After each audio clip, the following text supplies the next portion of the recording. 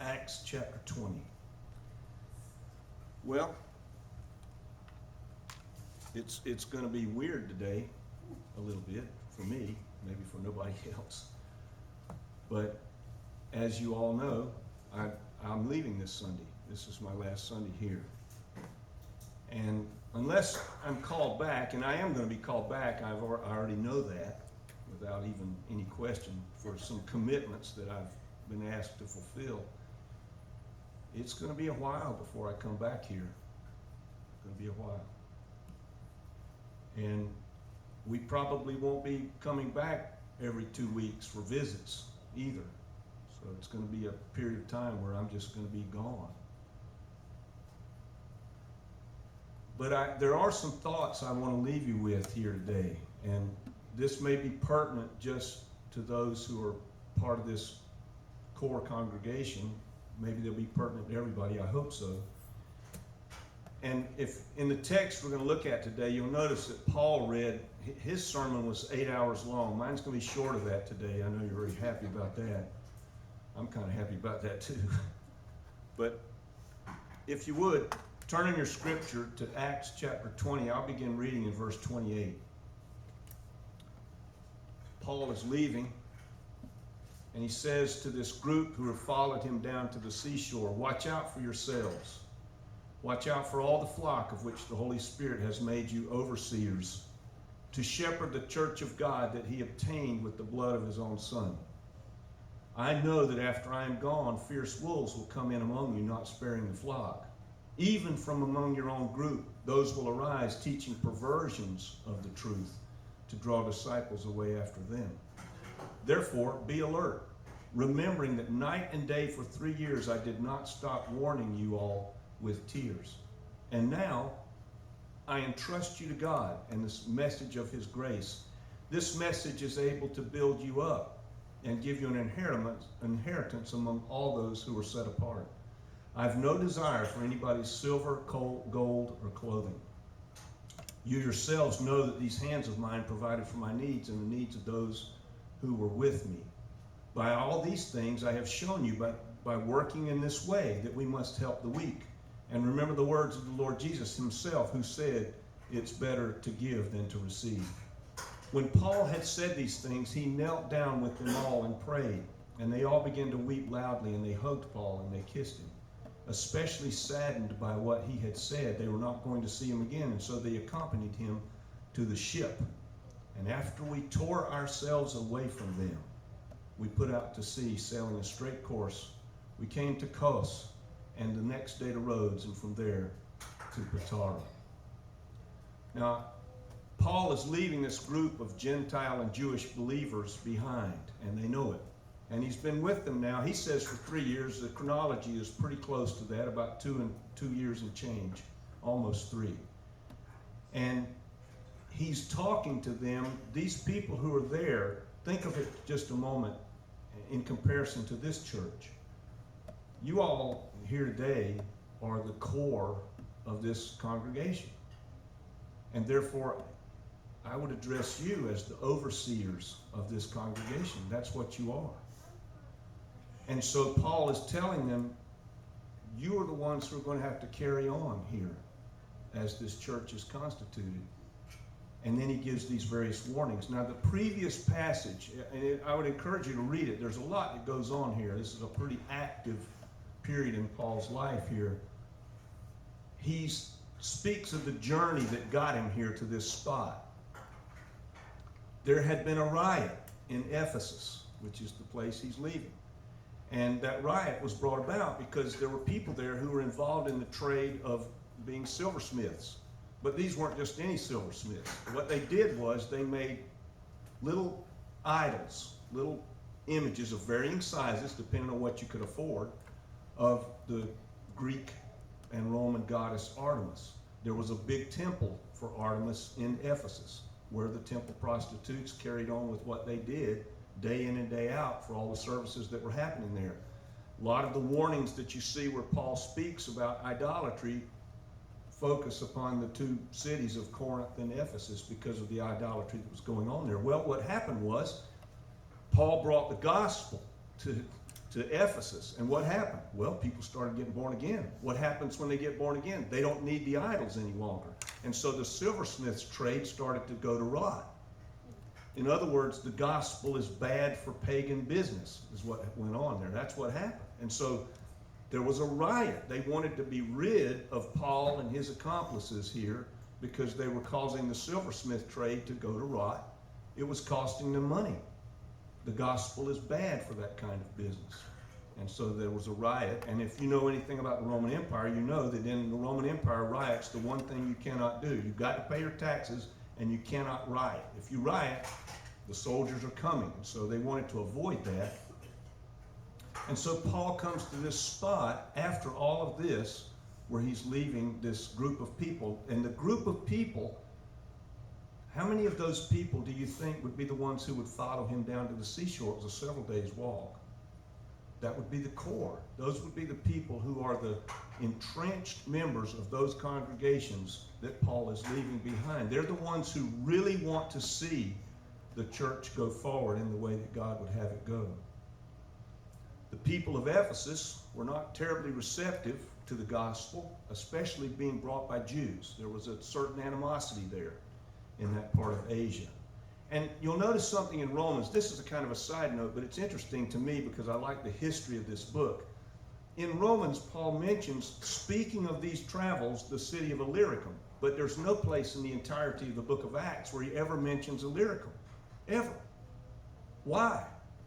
What that tells us is that, first of all, it makes sense that he would mention it in Romans because there was a road called the Via Egnatia that traveled between these cities.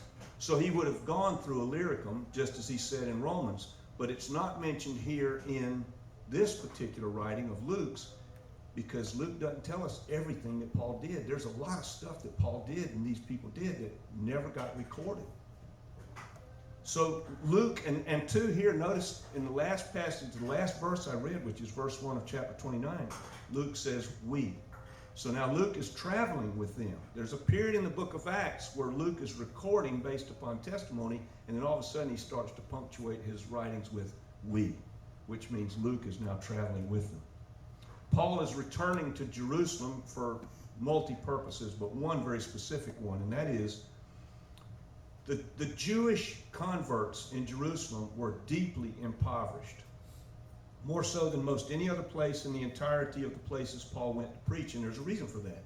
Most people in Jerusalem of Jewish origin, their income was tied either directly or indirectly to the temple. And if you became a follower of this new renegade way that Jesus was bringing, you became an enemy of the temple. And so your income was directly affected by the fact that you'd become a Christian. So to become a Christian in Jerusalem cost you something. Cost them a lot. And so Paul has been traveling. This last missionary journey, Paul goes to the various churches that he had previously planted. And he's going to see how they're doing. And in the meantime, he's also reminding them of the needs for the Jerusalem-based believers, that they have great financial need. And he's taking an offering. He's been gathering an offering. So a lot of these people Paul is traveling with here, you'll see a bunch of names mentioned in this text, are people who were probably the leaders of those churches who wanted to go with him to bring that offering to Jerusalem. Paul also here has traveled much further over land than he needed to. And you might think, well, what's up with that? Well, there was a group of Jews that followed Paul that wanted to kill him the whole time he traveled. So what is he, think about it. You know, we think about traveling on a boat, we think about the Disney cruise. It's something that's 900 feet long, 20 decks. You could hide out. This is about a 40-foot little boat that's probably filled with grain and other stuff that Paul just gains passage on. So if you get a group of Jews that want to kill you, and you get on a 40-foot boat and you're out in the middle of the Mediterranean, it's really easy to do you in. So Paul's been traveling over land to avoid that sort of thing. And he's also traveling in this way, perhaps, eventually to go to Rome, which he never did. He never made it. So, much of what Paul says here is, I'm just going to say, not applicable to us today in some ways. For instance, I'm not Paul. You might have noticed that. I'm not Paul. I'm not an apostle. I know it's popular in some quarters to claim one as an apostle, but according to the Bible, an apostle is one who's seen Jesus. I've not seen Jesus. And here's a big one for me, and it may be big for you. I don't know. We'll see how it goes. But I received some income from being here these last 17 and a half years. Even though I worked on the side, I still received an income. Paul says he received nothing. He just did all of this at his own expense. And then I would look at Paul and I would say, and Paul says of himself to the church at Philippi, imitate me. Now, I don't want to say that to anybody. I mean, I don't know what kind of example I've been here these 17 and a half years. I'm sure that my flaws have been available for everybody to see and document, and that you all have just learned how to put up with them over these 17 and a half years. So there are some differences between Paul and myself for sure. But there's some of the things he says here that I think are very parallel here, and I want to look at those today. We're leaving. Paul was leaving. Becky and I, next Sunday, when you all come into these walls, we will not be here. And this church, just like those churches in Asia that Paul has now got all these people traveling with who represent those churches, they will have to carry on without Paul. You all have to carry on. This church, as I have come to know it and be here, has some distinctives which I think are precious distinctives. And those distinctives, I would say to you all, please do everything in your power to maintain those distinctives. The first one is this church is absolutely, without question, accepting of everybody who comes through the door. I have never seen anybody come through that door, no matter whether they smelled like alcohol, or they stunk, or they were dressed in whatever way, or they used language in the congregation that we might be a bit shocked by, or they said things that shocked us. I mean, we had little Katie who came here at 11 years old, who sat right there in the pew and freely participated in the Sunday school class. We had another little girl named, I think her name was Beverly, who sat right about where John is there, who freely participated in the Sunday school classes. We've had alcoholics. We've had criminals, some of them in prison right now. We've had all those. And never once has anything ever occurred in here that made those people feel as though they didn't belong to us just like everybody else. Don't ever lose that. That's Jesus. That's what Jesus did. He sat down with the people who nobody else wanted to be with, who were of the religious stripe. Jesus sat down with anybody. Hopefully, and that passed all socioeconomic barriers completely. There were no barriers. Please don't lose that. Hopefully this church has a pretty good theological foundation. I hope so. I mean, that's been my passion, is to leave every time I said anything from the front or out in Sunday school or just in a conversation, that it was theologically orthodox and carefully thought through and wasn't something that I would have to then go back and study further and retract. Usually I would just say, I don't know, I'll get back to you on that. But I hope there's a good foundation here theologically.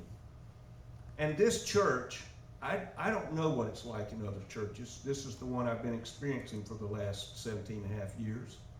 But this church has done things for families in this region in need that are just remarkable. This church has helped somebody who had great need buy a vehicle. This church has helped a family whose daughter was dying of cancer, not just one Sunday, not just 2 Sundays, but for a year, to help them cover expenses so that they could live while they paid all those doctor bills.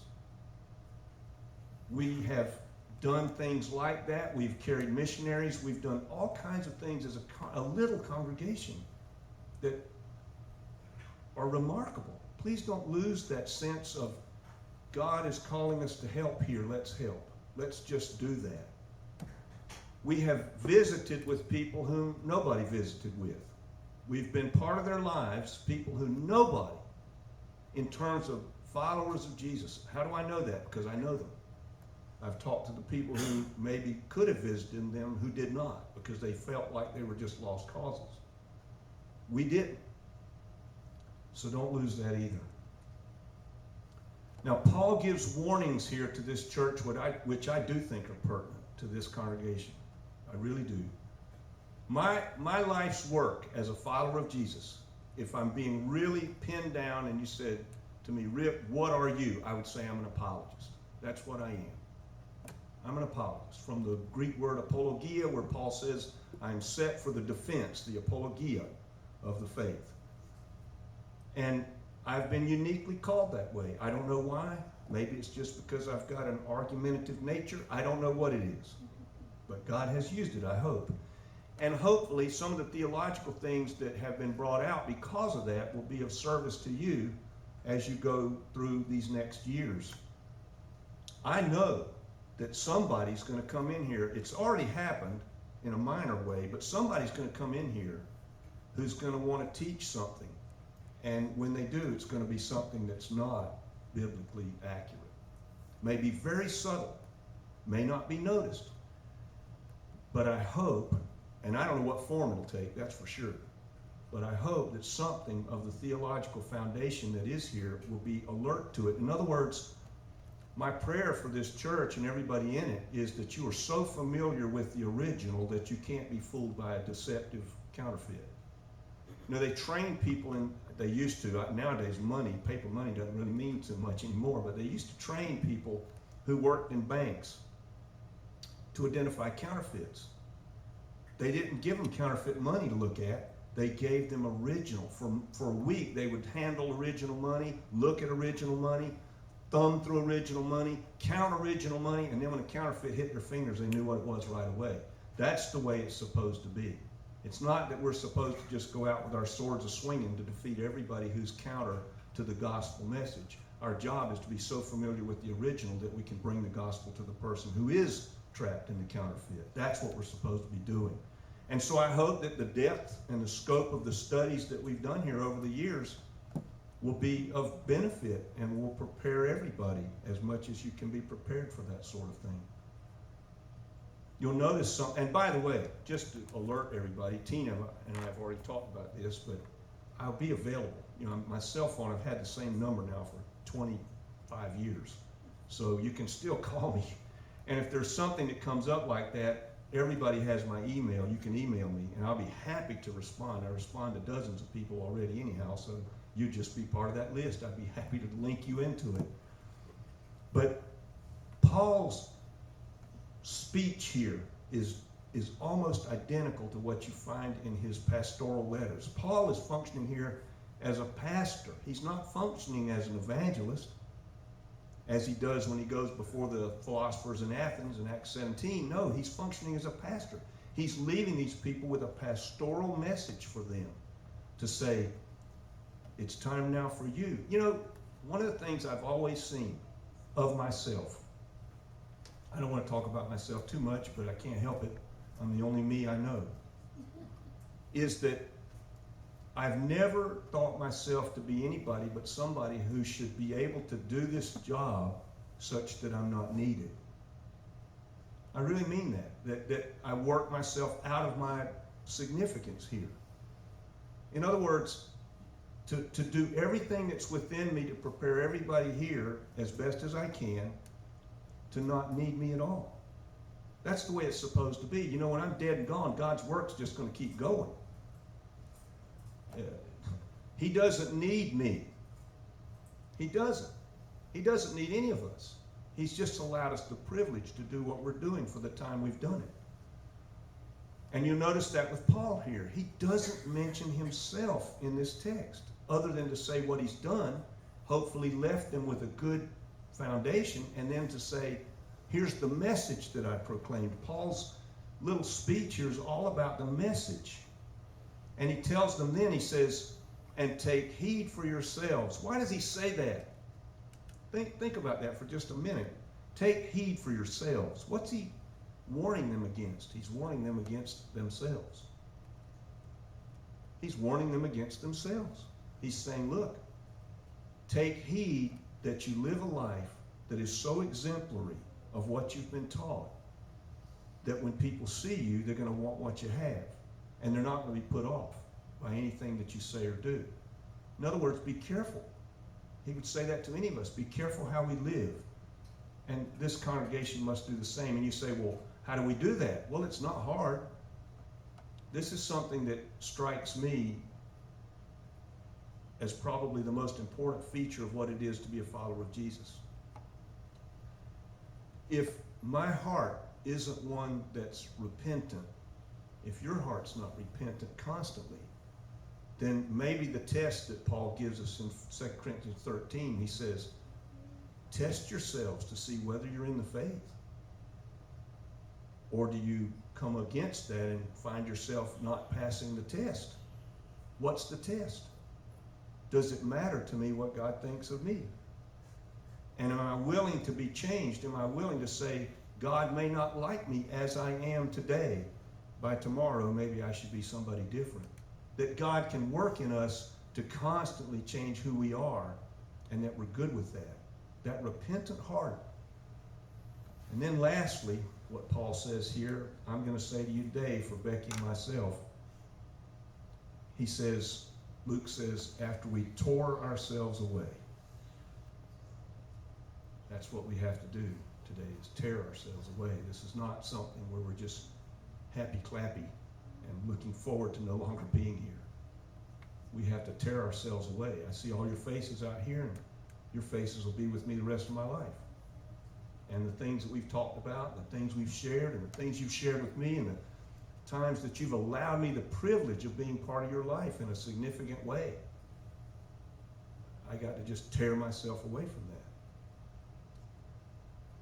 And then please remember this. As I have attempted to keep myself cognizant of this my entire life here at this church, this does not belong to me. Never has. This is not my church. This is not my congregation. This is not my work. This is just something God has given me to do for these last 17 and a half years. A privilege.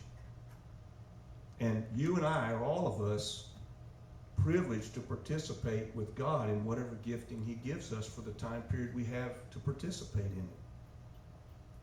I think this church, rightly or wrongly, is certainly something that God has had His hand in.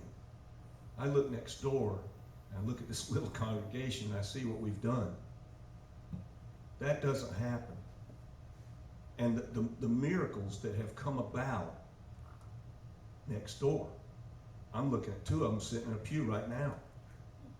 The fact that Tina and Kenneth came. Did we need somebody to help with the work over there? And Kenneth showed up, and Tina showed up. I think about the nights we spent over there making those sound deadening panels, and everybody just coming and working and doing whatever they could.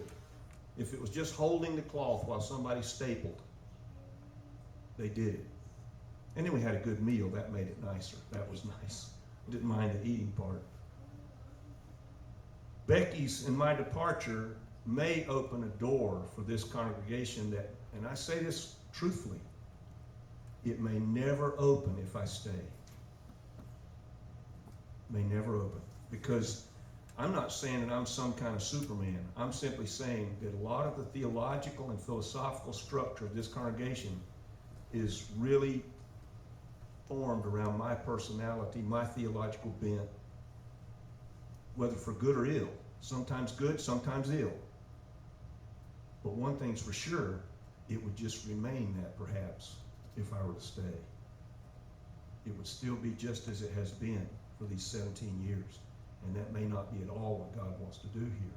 I was so, if you weren't here for Sunday school, that's fine, but I was so taken, just taken.